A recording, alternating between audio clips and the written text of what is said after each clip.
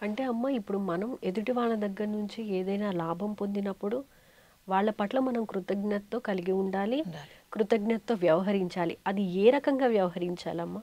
అంటే మనకి ముందు ఫస్ట్ కృతజ్ఞత అనేది ఉంటే అసలు ఉమ్, ఎవరు చెప్పక్కర్లేదండి.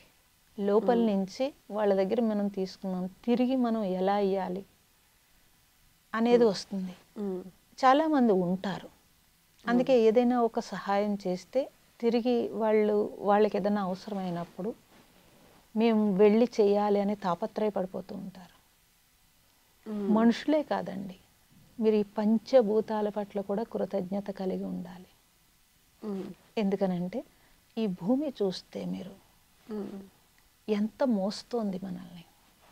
మీ ఆహారం ఎక్కడి నుంచి వస్తుంది? భూమి నుంచేనే వస్తుంది. ఉమ్, నేను డబ్బులు పెట్టి మీరు కొనుక్కుంటున్నాను అంటున్నారు. ఉమ్, మీరు డబ్బులు పెట్టి కొనుక్కోవడానికి కూడా, మీరు అసలు ఒక ఉద్యోగం చేయడానికి, ఆ డబ్బు సంపాదించడానికి పంచభూతాలు ఎంత సహకరిస్తున్నాయి.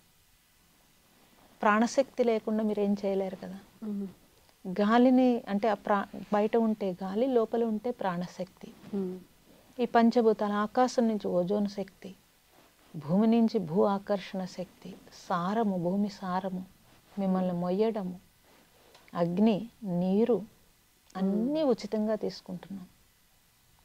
తిరిగి మనం ఏమిస్తున్నాం? ఉమ్, మనం ఎందుకు ఇవ్వాలండి? అవన్నీ అందరికీ ఇస్తున్నాయి కదా, నాకు ఇస్తున్నాయి అంటారు. ఉమ్, సరే, అందరికీ ఇస్తున్నాయి, నీకు ఇస్తున్నాయి.